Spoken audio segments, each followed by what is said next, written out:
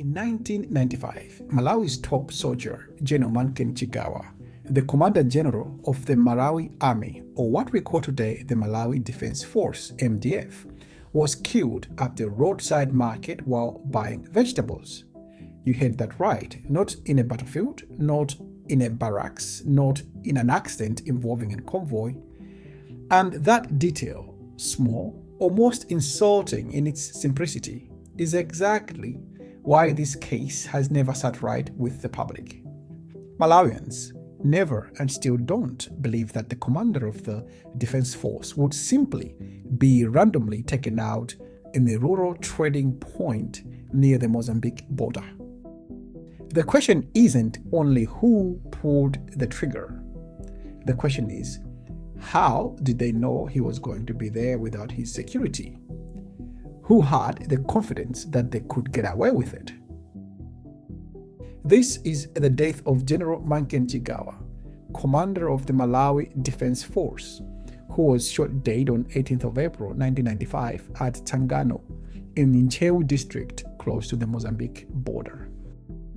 The deeper you go, the more the story stops feeling like a random violence and starts feeling like Malawi's early democracy running headfirst into the old ghosts of power, fear, and unfinished battles. On 18th of April 1995, General Manken Chigawa, at around 7 p.m. in the evening, stopped at the roadside market at Sangano Tenof to buy produce, vegetable fruits. This is almost a ritual where Malawians traveling along that road stop at the market to buy cheap vegetables and fruits. Everyone does it.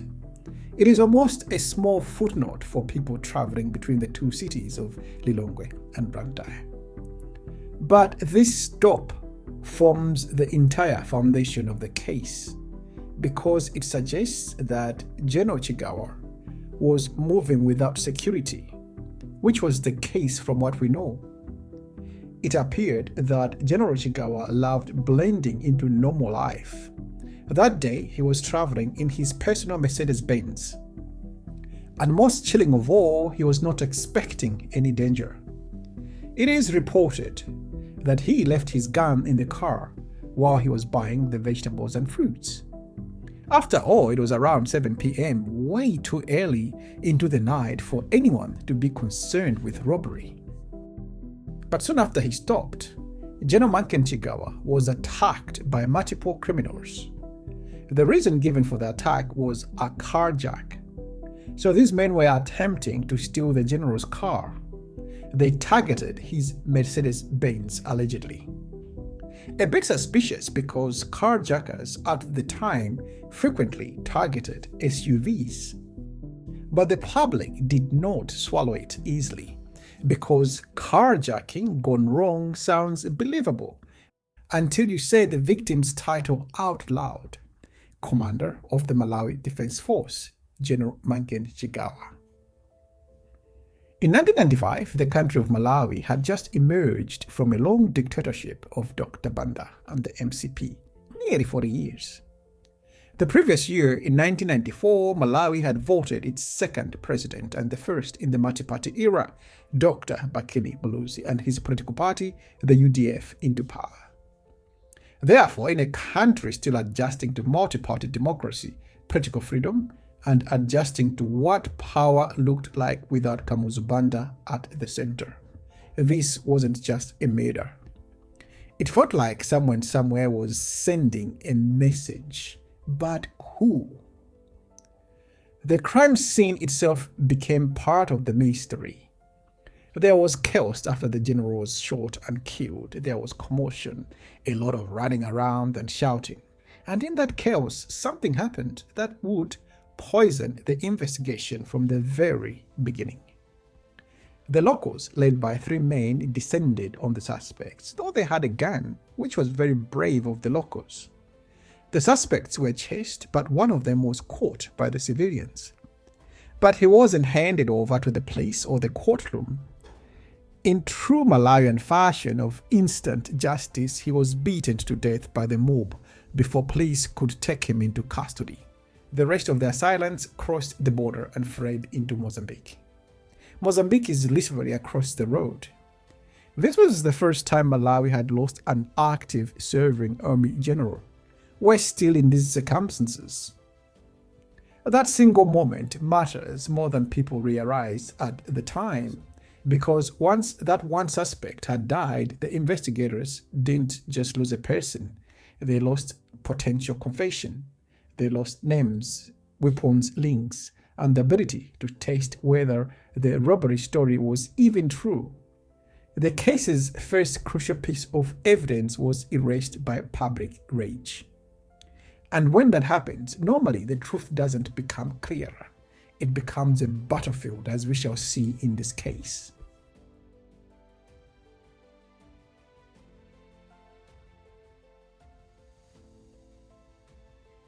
Only 2 years prior, in 1993, the military had launched Operation Bwezani.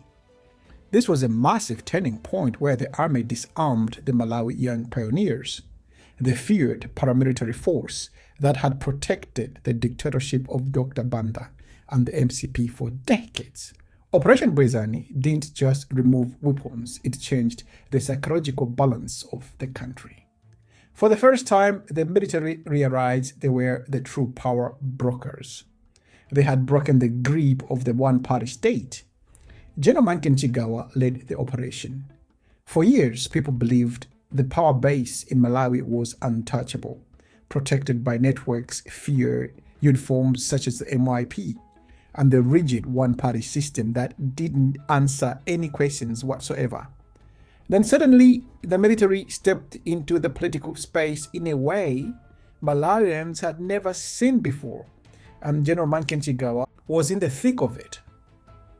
Malawi was rapidly changing at this time. And at the time, Dr. Banda, who had held the security portfolios tightly for decades, made moves that signaled the ground was shifting. Researchers on Operation Bwezani note that in December 1993, Dr. Banda addressed the nation and, crucially, appointed Major General Wilfred Mponela as Minister of Defense. Reportedly, the first time since independence he had appointed a defense minister other than himself. Around the same period, the military command structure was being reshaped. Retirements, appointments, and a reordering of who sat where in the chain of command. Then came May 1994, Malawi's first multi-party elections since independence. Dr. Bakili Muluzi becomes president. Imagine what that means in reality. A country shifting systems. Old elites still present. New elites still learning. Institutions are still very shaky. Security services trying to redefine loyalty. Security forces adjusting to public scrutiny. Academics writing on Malawi's multi-party transition noted a rising sense of disorder and crime during this transition period. The government's official framing of the death of its general was straightforward.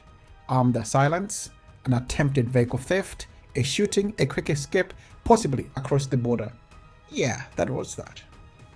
And here is the problem with straightforward explanations in a high-stakes case. Even if the immediate motive at the scene was robbery, that doesn't answer. Why target General Manken Chigawa specifically? Who knew his movements? Why there at Tsangano, a border close to spots where people could just escape into Mozambique? Very convenient place. Was he being followed? How did they know that he had no security? And why did the investigation immediately attract such allegations of misconduct by the general? This is where the story becomes darker, because soon after the killing, there were additional detentions connected to the case, and one name becomes central: Thomas Denson Chibonga. He was suspected of being part of the killers of the plot to kill General Chigawa. According to Amnesty International's reporting on Malawi in that period, they stated that Chibonga, after his detention, died in suspicious circumstances in police custody in 1995. Police claimed that he died after throwing himself from a moving vehicle during an escape attempt. But word on the street is different. Allegedly, Thomas Chibonga was revealing secrets that implicated higher-ups in the death of General Chigawa. Allegedly, UDF ministers under Mr. Muluzi's government at the time were mentioned as the ones who gave orders to kill the general. There are quite a number of theories regarding the general's death, but this accusation is consistent with the story that General Chigawa was actually plotting a coup d'etat against the government of Mr. Muluzi and the UDF. But I shall get back to that theory shortly. So then, the police's narrative that Chibonga jumped off the police car is disputed in some quarters. The story does not make any sense at all. In a high-profile case like this, Chibonga would have been in handcuffs and sat in a position where he would not have a chance to jump off the vehicle. He would have had to wriggle his way past a few policemen in the back of those pickup trucks, which are covered with canopies for security purposes. I don't see that happening. Allegedly, there is actually a driver who was driving behind the police car when the police physically threw Chibonga out of the car somewhere on M1 Road in Dedza district. According to this unnamed man, he swerved and avoided running over Chibonga. And it is thought that subsequently the police ran him over themselves when their original plan failed. This version of the story does make a lot of sense. Other sources alleged that Chibonga died as a result of torture while in custody and they just chucked him on the road to cover up. There was no autopsy carried out. He was quickly buried and there had been no inquest. So let that sink in for a minute. In a case involving the murder of the country's military general, a detained witness or suspect dies in custody under disputed circumstances and no autopsy? That is highly suspicious. Now, this was no longer just who killed General Manken Chigawa. It becomes what else happened inside the investigation that the public never got to see. Because deaths in custody don't just raise obvious questions, they destroy credibility. They create suspicion that the system is not searching for the truth but managing a narrative. It appears someone wanted Chibonga dead. We must remember that two powerful security forces, the Malawi Defence Force and the Malawi Police, would have been working together to suppress the truth, allegedly. People assumed the truth was dangerous. They never wanted it to come out. Now, at this time, let's talk about those coup d'etat theories that I mentioned before. In the months leading up to General Chigawa's death, one theme persisted: rumors of a coup d'etat.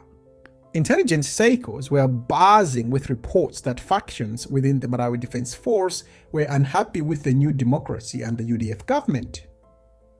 Barely a year after Dr. Banda and the MCP were kicked out in 1994 through the first multiparty general elections. So here is the first theory. This story claims that General Manken Chigawa was planning a coup d'etat with another prominent officer, Lieutenant Colonel James Njoloma, to overthrow the Bakili Muluzi government. There are rumors allegedly which say that General Chigawa often verbalized something like this: some of my colleagues who are trained with internationally overthrew their governments. Rumors say that he might have even said something like, "I could do the same."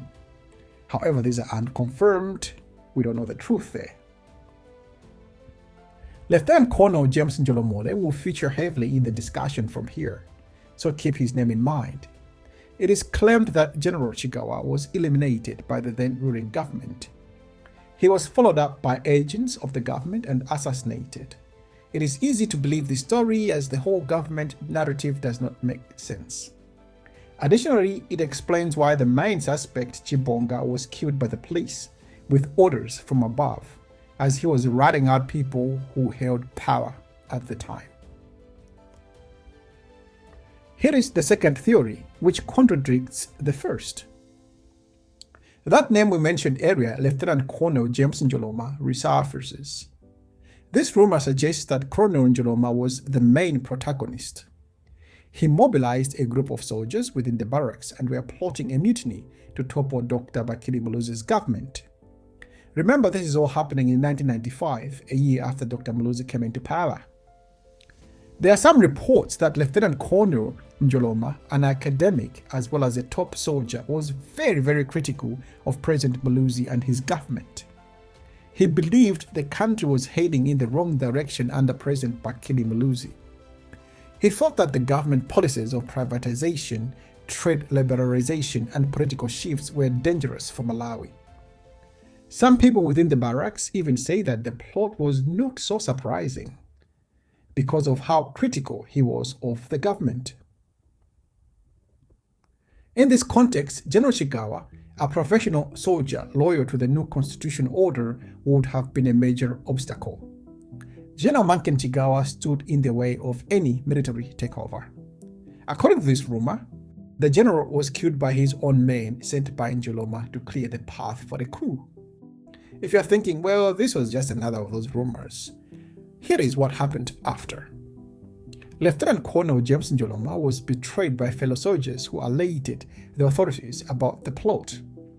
Lieutenant Njoloma and his accomplices went on the run, which led to the biggest police manhunt in Malawi since the 1915 Nyasaland uprising. For 3 months, the Malawi army and the police failed to locate Lieutenant Colonel James Njoloma during their manhunt. The lieutenant, probably feeling the pressure and exhaustion, gave himself up to the authorities after 3 months. He was then court-martialed. There were other soldiers who were arrested and accused of conniving with the lieutenant to assassinate the general, namely soldiers Brazio Mkwichi and Andex Chibwana, who were also convicted by court-martial in the death of General Chigawa or on the charges of inciting violence. Mkwichi and Chibwana received differing sentences. Mkwichi was sentenced to 5 years imprisonment. Chibwana was given a non-custodial penalty, meaning he escaped a prison sentence at the time. They were both fired from the military and their benefits withdrawn. This case just gets weirder the more you dig into it. 5 years for being involved in the murder of their general or inciting violence, not adding up like everything else in this case. The two soldiers both claimed innocence, and for many years they were still fighting to be cleared and be given what was owed to them by the army in benefits.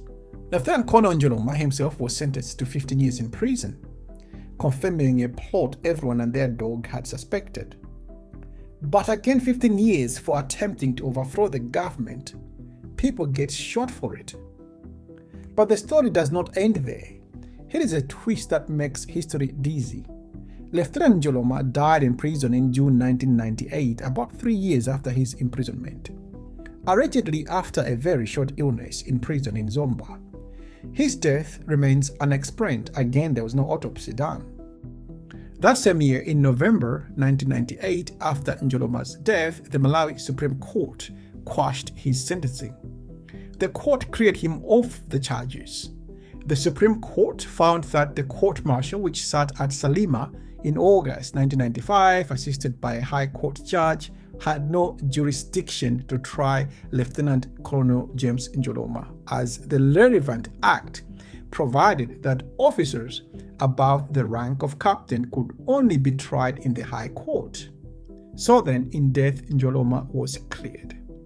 This leaves us in a terrifying limbo. If the alleged ringleader was innocent, then who killed General Manken Chigawa? And if the soldiers convicted of helping him were also innocent, as they have claimed for decades now, then who actually pulled the strings? An inquest into General Manken Chigawa's murder began on 14th of April 2000, almost 5 years after he was killed. So what is an inquest? It is a formal court hearing led by a coroner to investigate the facts of an unexplained or unnatural death to determine how, when, and where it happened, not who is to blame. It involves gathering evidence from witnesses and experts under oath to establish facts, and the coroner can issue recommendations to prevent future deaths, focusing on public health and safety issues. But it's not a trial to assign guilt or liability. 5 years post-incident is a long time. Memories fade, witnesses relocate, documents get lost, people die. Stories harden into myths. The inquest revealed not only a sketchy police investigation, but also serious inconsistencies and broader concerns around how the case was handled. That's a diplomatic way of saying the state did not present a clean, confident, consistent pathway from crime scene to truth. And when the state can't do that, citizens fill the gaps. One of the reasons this story remains alive is that it never fully died in the courts or public memory. In 2023, Malawi's Nation newspaper reported on soldiers who decades later were still pursuing appeals connected to convictions linked to the murder. That detail is important, not because it instantly proves a grand plot, but because it shows this case has had a long legal afterlife. And the long legal afterlife usually means one of the two things. Either the case was so significant that it stayed in the system for decades, or the case was so messy that it never fully reached closure. Sometimes both. So here we are, decades later, still talking about a general who died buying vegetables. Still cycling the same unanswered questions. Was it a crime? Was it politics? Was it both? Was it a message? And if you are from Malawi, you already know what makes this case especially haunting.